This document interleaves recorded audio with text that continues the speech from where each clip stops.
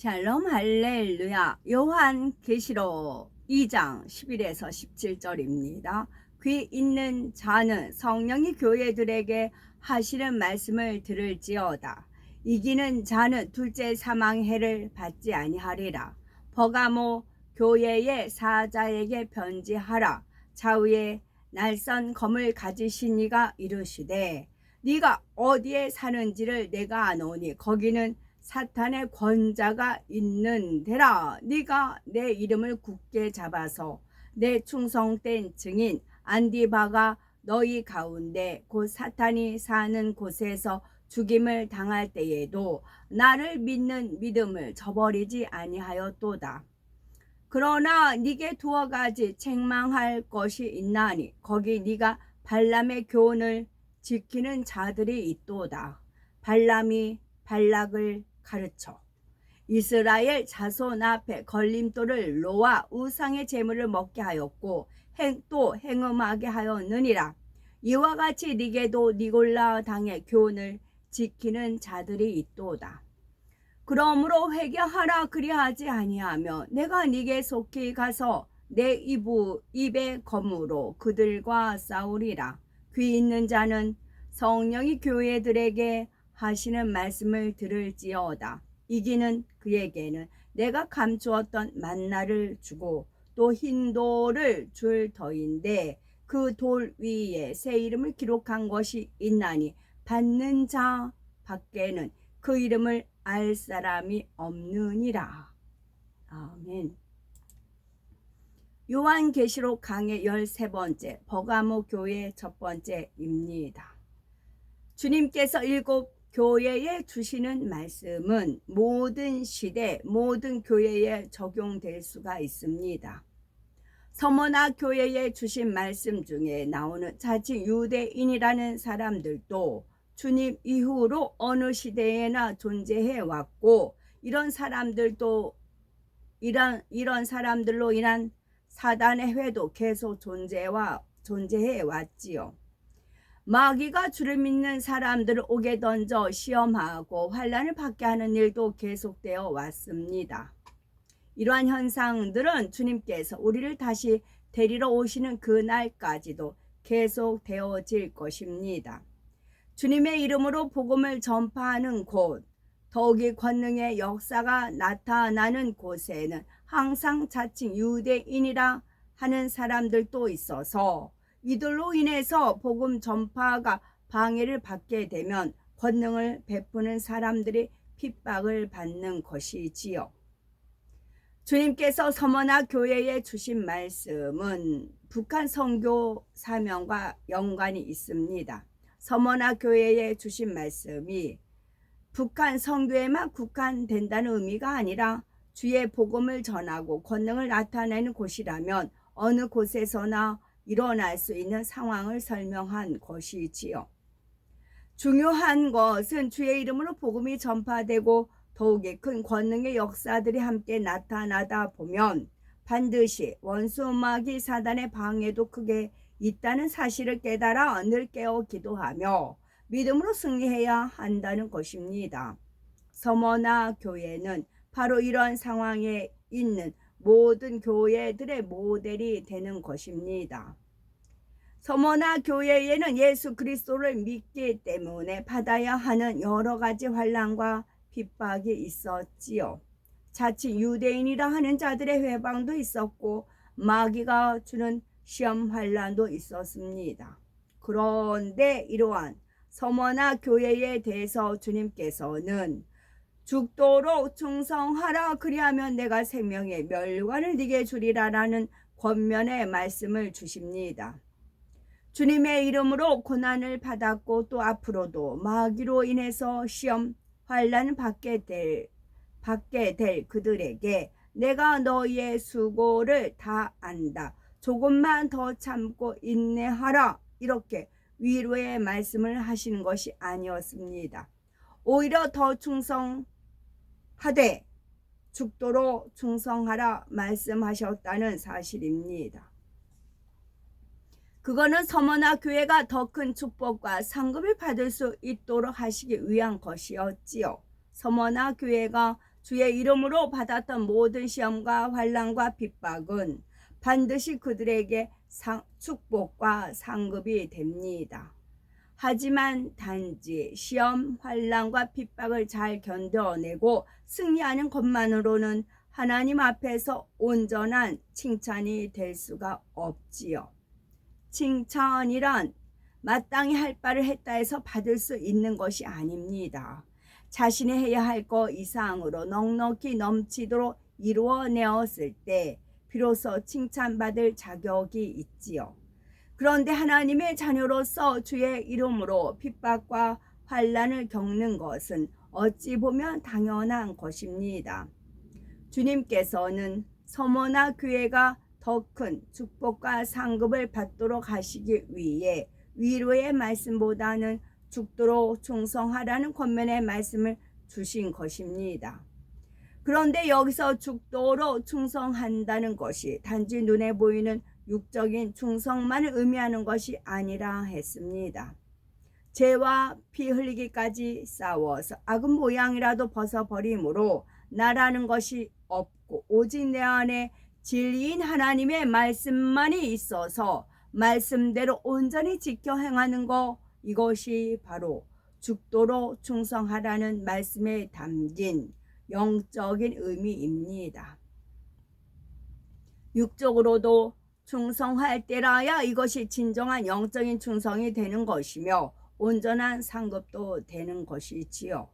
육적인 충성은 아무리 많이 했다 해도 그것만으로는 온전한 상급이 될 수가 없습니다. 영적으로 죽도록 충성한 사람들에게 생명의 면류관이 주어지는 것이며 3천층 이상의 천국에도 들어갈 수가 있는 것입니다. 아무리 이러한 약속의 말씀이 있다 해도 듣는 사람 편에서 그 말씀에 귀를 기울이지 않는다면 아무 소용이 없다는 사실입니다.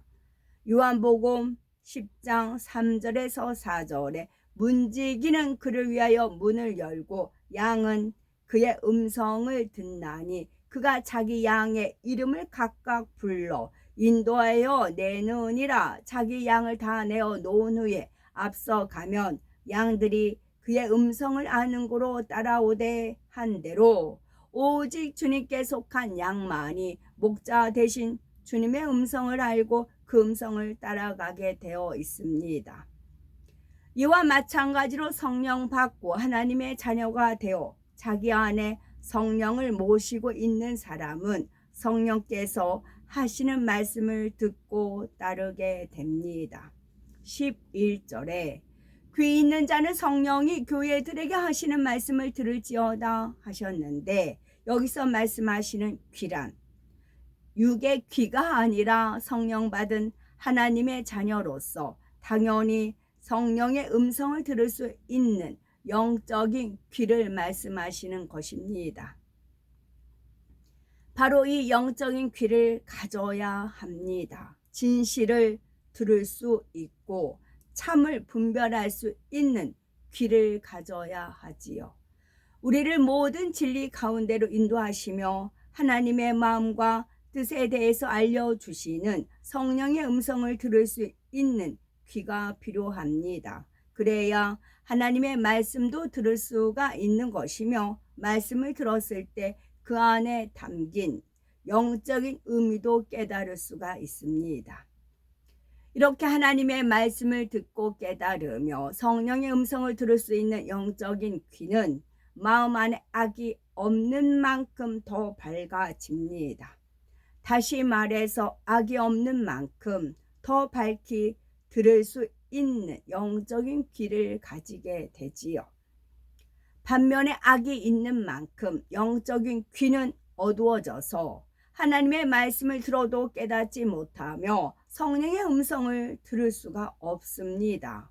대신에 사단의 음성을 들어가게 되지요. 그러나 아직은 비록 마음에 악이 있어서 성령의 음성을 밝게 듣지 못한다 해도 단에서 선포되는 하나님의 말씀에만 예, 아멘으로 순종해 나간다면 신속히 성령의 음성도 밝히 듣는 단계에 이를 수가 있습니다. 그렇게 되면 범사를 하나님의 말씀에 비추어 분별할 수 있는 능이 생기므로 어떠한 시험, 환난과 미혹도 이길 수가 있습니다. 또한 세상의 어둠을 물리치고 비진리의 죄악들과 싸워 이길 수가 있지요. 이처럼 하나님의 말씀에 따라 세상의 죄악들을 싸워 버리고 진리 안에서 살아가는 사람을 가르쳐 이기는 자라고 말씀하고 있습니다. 그리고 이렇게 이기는 자는 둘째 사망의 해를 받지 아니하리라 하셨지요. 그러면 둘째 사망의 해란 무엇일까요? 둘째 사망이 있다면 첫째 사망도 있다는 말씀인데, 첫째 사망은 바로 사람의 육의 생명이 끝나는 육적인 죽음을 말합니다. 그리고 둘째 사망이란 바로 사람의 주인인 영원히 꺼지지 않는 지옥불에 떨어지는 것을 말하지요. 요한계시록 20장 12에서 15절에 또 내가 보니 죽은 자들이 무론 대소하고 그 보좌 앞에 섰는데 책들이 펴 있고 또 다른 책이 펴졌으니 곧 생명책이라. 죽은 자들이 자기 행위를 따라 책들에 기록된 대로 심판을 받으니 바다가 그 가운데에서 죽은 자들을 내어주고 또 사망과 음부도 그 가운데에서 죽은 자들을 내어주매 각 사람이 자기 행위대로 심판을 받고 사망과 음부도 불못에 던지우니 이것은 둘째 사망 곧 불못이라. 누구든지 생명책에 기록되지 못한 자는 불못에 던지우더라. 세상의 비진리와 죄악 가운데 살아가며 하나님의 진리의 말씀 안에 살지 못한 사람, 곧 이기는 자가 되지 못한 사람은 결국 세세토록 꺼지지 않고 구더기도 타죽지 않는 지옥불 속에서 영원히 고통을 당하는 둘째 사망의 해를 당하게 됩니다. 반면에 하나님의 말씀을 듣고 지키는 사람들, 그래서 시험이 오고 환난이 와도 흔들리지 않고 빛 가운데 꿋꿋하게 서서 기도하면서 승리한 사람들은 둘째 사망의 해를 받지 않고 영생의 길로 가게 되는 것입니다. 이 말씀을 들으시는 우리 모두가 결코 둘째 사망의 해를 당하지 아니하고 천국에 이르셔야 되겠고, 하나님께서 한번 맡겨주신 영혼을 하나라도 잃지 않고 모두 천국으로 인도하셔야 되겠습니다. 우리는 모두가 장차 주님께서 우리를 데리러 오실 때가 되어 알곡과 쭉정이를 가르실 때에 든든한 알곡으로 나오셔서 주님과 함께하는 혼인잔치에 기쁨으로 참여하셔야 되겠습니다. 버가모 교회는 세 번째로 버가모 교회는 주님으로부터 칭찬과 책망을 모두 들은 교회입니다. 여러 가지 핍박과 어려움 속에서도 믿음을 지킨 것에 대해서는 칭찬을 받았으나 그들 중에는 사단의 유혹에 빠져 세상과 짝하고 잘못된 이단 사상에 이끌려 사망의 길로 가는 사람들도 있었기에 이에 대해서는 엄한 책망을 들었지요. 12절에 버가모 교회의 사자에게 편지하기를 좌우의 날선 검을 가진 이가 가라사대 했습니다. 여기서 좌우의 날선 검이라는 것은 하나님의 말씀을 비유한 것이지요. 히브리서 4장 12절에 하나님의 말씀은 살았고 운동력이 있어 좌우의 날선 어떤 검보다도 예리하여 혼과 영과 및 관절과 골수를 찔러 쪼개기까지 하며 또 마음의 생각과 뜻을 감찰하나니 말씀했습니다. 이렇게 좌우의 날선 검과 같은 하나님의 말씀을 가지신 분은 예수 그리스도 우리 주님이십니다. 요한복음 1장 14절에 보면 예수님은 말씀이 육신이 되어 이 땅에 오신 분으로서 말씀 자체이신 하나님과 근본 하나이시지요. 그러니 주님은 당연히 하나님의 말씀을 온전히 가지고 계신 분이십니다. 이처럼 자위에 날선 어떤 검보다도 예리한 하나님의 말씀이 어떻게 역사되어지는 것일까요? 하나님의 말씀은 살아있어서 그 안에 생명이 있습니다. 세상에 그 어떤 책도 살아서 역사하는 책은 없고 그 안에 생명이 담겨 있는 책은 없지만 하나님의 말씀만은 우리가 믿고 행할 때 말씀 그대로 살아 역사되며 영혼을 살리는 생명의 역사가 나타나지요. 예를 들어서 시편 37편 4절에 보면 또 여호와를 기뻐하라 저가 네 마음의 소원을 이루어 주시리로다. 이 말씀을 진정 마음에서 믿는다면 이 말씀에 따라 하나님을 기쁘시게 할 것이 무엇인가를 찾아서 향하게 되는 것이지요. 히브리서 11장 6절에 하나님께서는 믿음을 기뻐하시고 잠언 11장 20절에 행위가 온전한 자를 기뻐하십니다. 잠언 12장 22절은 진실히 행하는 자를 기뻐하신다 했고 잠언 15장 8절에서는 정직한 자의 기도를 기뻐하신다 했습니다. 이와 같이 행할 때 하나님께서는 기뻐하실 것이고 분명 마음의 소원을 들어주시지요. 이처럼 하나님의 말씀이 살아있다는 것을 체험하게 되는 것입니다.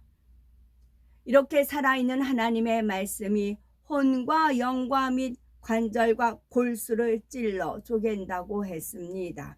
우리 인간은 아담의 범죄 이후 영이 죽어 혼 속에 갇혀 있었는데 주님을 영접하여 성령을 받으면 죽었던 영이 살아나지요.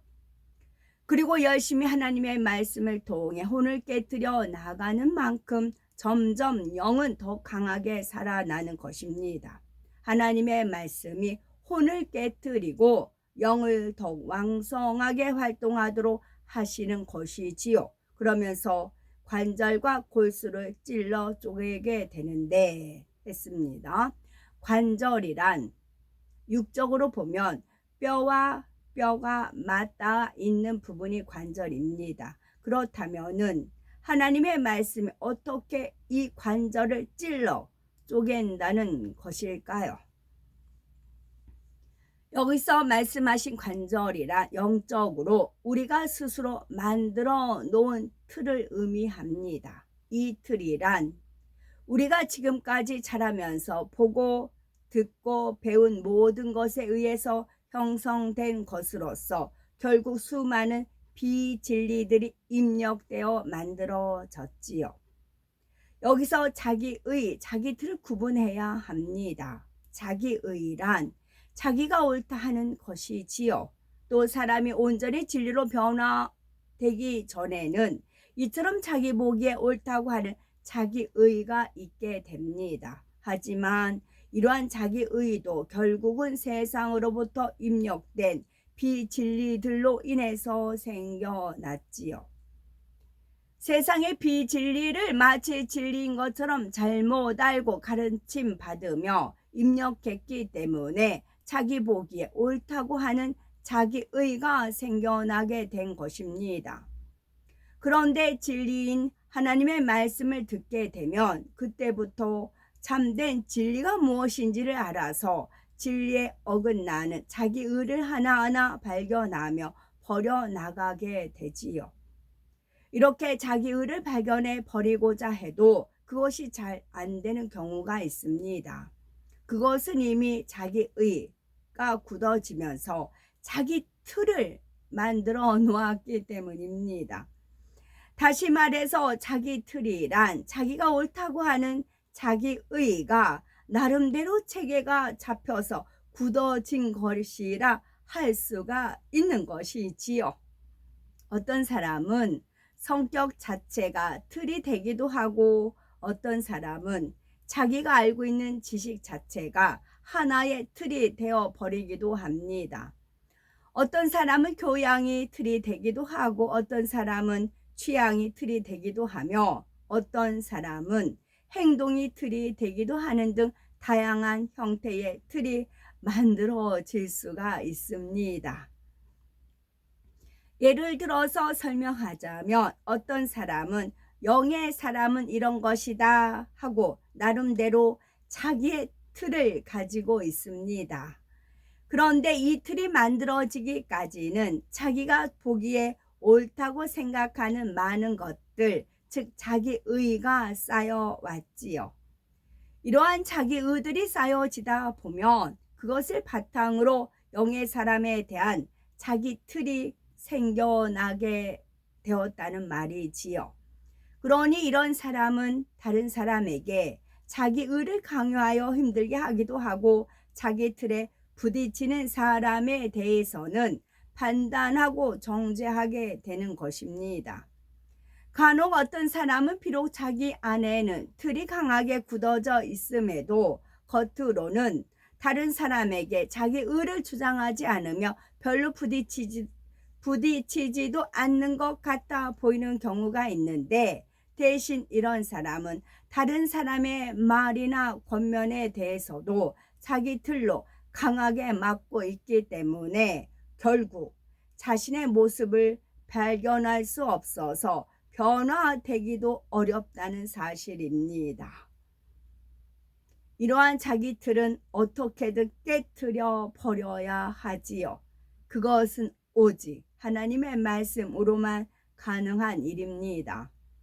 때로는 자기 틀이 너무 강하여 하나님의 말씀이 좀처럼 들어갈 틈이 없는 사람도 있지요. 그러나 하나님께서는 강제로 마음 문을 열게 하셔서 말씀이 들어가게 하시지는 않습니다. 이것은 공의에 어긋나기 때문이지요. 누구나 다 하나님께서 강제로 마음의 문을 열고 하나님의 말씀을 들어가게 하신다면 원수 마귀 사단이 그것은 공의에 맞지 않는다고 당연히 송사하지 않겠습니까? 자기 스스로가 조금이라도 마음의 문을 열고 말씀을 받아들일 때라야 하나님의 말씀이 들어갈 수 있는 것이고, 이것이 바로 공의라는 사실입니다. 따라서 자신에게 틀이 있음을 인정하고 겸비한 자세로 마음의 문을 열어서 하나님의 말씀을 받아들일 자세가 되어 있다면 아무리 단단한 틀이라 해도 결국은 하나님의 말씀으로 깨트려 나갈 수가 있지요. 다음으로 하나님의 말씀은 골수로 찔러 쪼갠다 하셨는데, 골수란 육적으로 뼈의 내부에 있는 조직으로서 영적으로는 세미하면서도 뿌리 깊게 박혀 있는 죄악을 의미합니다. 뼛속 깊숙한 곳에 있는 골수와 같이 죄악의 뿌리들도 사람의 마음속 깊은 곳에까지 뿌리를 내려 자리 잡고 있습니다. 그러므로 골수란 다른 말로 표현하자면 마음속 깊은 곳에 내재되어 있는 악이며 본성 속에 있는 악 또는 기 속의 악이라고도 합니다. 기 속의 악도 여기에 해당한다고 할 수가 있습니다. 오직 말씀의 검으로만이 이러한 깊은 악의 모양까지라도 찔러 쪼개어 뽑아낼 수가 있는 것이지요. 그렇다 하여 무조건 하나님의 말씀만 있으면 관절과 골수까지 찔러 쪼갤 수 있는 것은 아닙니다. 능히 관절과 골수까지도 짚어줄 수 있는 깊은 영의 말씀이어야 하며, 그 말씀을 증거하는 사람에게 말씀의 권세가 따라야 하지요. 이처럼 놀라운 하나님의 말씀, 즉 좌우의 날성 검을 가지신 주님께서 버가모 교회에 말씀하십니다. 13절에 네가 어디 사는 것을 내가 아노니 거기는 사탄의 위가 있는 데라 했습니다. 앞서 서머나 교회에 대해서 설명하면서 사단의 회에 대해서 말씀드렸지요. 그런데 오늘 사단의 위란 사단의 회와는 다릅니다. 사단의 위란 사단이 임해 있는 상태를 가리킵니다. 이는 육적으로 볼 때 당시 버가모 교회의 위치에 있는 곳이 우상들로 가득 차 있던 상황을 말씀하신 것이지요. 버가모는 당시의 소아시아에서 가장 중요한 도시 가운데 하나로서 정치와 학문의 중심지였는데, 그러면서 동시에 사치가 난무하고 많은 우상을 숭배하는 도시였습니다. 로마의 지배하에서는 황제 숭배도 심했지요. 버가모에는 제우스 신전을 비롯하여 디오니소스 신전, 아데나 신전, 아스클레피오스 신전을 비롯하여 로마 황제 숭배를 위한 세계의 거대한 신당 등 갖가지 우상 숭배 신전들이 가득 차 있었습니다. 그 중에 특히 아스클레피오스 신전은 뱀을 섬기는 신전이었지요. 요한계시록 12장 9절에 큰 용이 내어 쫓기니 옛 뱀, 곧 마귀라고도 하고 사단이라고도 하는 천하를 꿰는 자라 말씀한 대로 뱀은 곧 사단을 상징합니다. 천하예요. 하늘과 땅. 하늘 중에서 우리가 1천층 지금 첫째 하늘이죠. 둘째 하늘 공중권세 잡는 거 있잖아요. 둘째 하늘까지 꿰고 있어요. 거짓된 그런 걸로 인해서요. 뭐 주술해가지고 이제 접신하고 뭐 그런 거 있죠. 그런 거. 버가모 교회가 위치해 있던 버가모가 사단의 위가 있는 곳이었기에 주님께서는 이런 환경 가운데서 신앙생활하는 버가모 교회를 향해 네가 어디 사는 것을 내가 아노니 거기는 사단의 위가 있는 데라 하신 것입니다. 그러니 이런 곳에서 신앙생활을 하는 성도들이 얼마나 심하게 핍박을 받았겠습니까? 그래서 주님의 충성된 증인이었던 안디바도 그곳에서 순교를 당하게 되지요. 13절에 네가 내 이름을 굳게 잡아서 내 충성된 증인 안디바가 너희 가운데 곧 사단에 거하는 곳에서 죽임을 당할 때에도 나를 믿는 믿음을 저버리지 아니하였도다 했습니다. 그렇다면 안디바는 어떤 인물이었고 과연 어떻게 순교에 이른 것이었을까요? 시편 19편 7절에서 9절에 시편 기자는 노래하기를 여호와의 율법은 완전하여 영혼을 소생케 하고 여호와의 증거는 확실하여 우둔한 자로 지혜롭게 하며 여호와의 계명은 순결하여 눈을 밝게 하도다. 여호와를 경외하는 도는 정결하여 영원까지 이르고 여호와의 규례는 확실하여 다 의로우니 했습니다. 여기서 말씀하는 여호와의 율법, 여호와의 증거, 여호와의 교훈, 여호와의 계명, 여호와를 경외하는 도, 여호와의 규례란 한마디로 말해서 여호와 하나님의 말씀이시지요. 10절에 보니 이러한 하나님의 말씀에 대해서 금 곧 많은 정금보다 더 사모할 것이며 꿀과 송이꿀보다 더 달도다 노래하고 있습니다. 하나님의 말씀이 힘들고 어려운 것이 아니라 많은 정금보다도 더 사모하게 되며 먹으면 먹을수록 더 먹고 싶어지는 꿀과 송이꿀보다 더 달다 고백하고 있지요. 하나님의 말씀을 일처럼 사모하고 마음에서 달게 받는다면 성결되는 것이 결코 어려운 것이 아니며 오래 걸리지도 않을 것입니다. 물론 하나님의 말씀은 날선 검과 같아서 혼과 영과 및 관절과 골수를 찔러 쪼갤 때 때로는 아픔과 고통이 따를 수도 있습니다.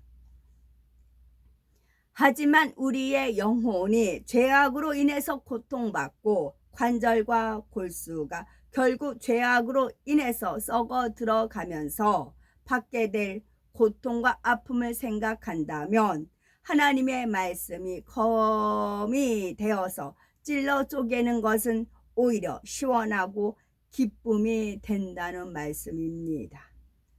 하나님의 말씀을 정금같이 사모하고 송이꿀처럼 달게 여긴다면 어찌하든 말씀을 더 들으려 하고 열심히 받아 먹으려 하게 되겠지요. 이렇게 하나님의 말씀을 듣고 받아 먹어서 마음의 양식을 삼아 나갈 때 마침내 주님을 닮은 온전한 진리의 사람으로 변화될 수가 있는 것입니다. 시편 119편 103절 말씀처럼 주의 말씀의 맛이 내게 어찌 그리 단지요 내 입에 꿀보다 더하니다 라고 고백하실 수 있어야 되겠고, 이렇게 말씀을 사랑하고 사모하는 사람이라면 말씀은 곧 하나님이시라 하셨으니 당연히 하나님을 마음 중심에서 사랑하게 됩니다. 이러한 우리가 되셔서 살아 역사하시는 하나님의 말씀이 우리의 삶 가운데서 풍성한 열매로 맺히시기를 바랍니다. 아멘.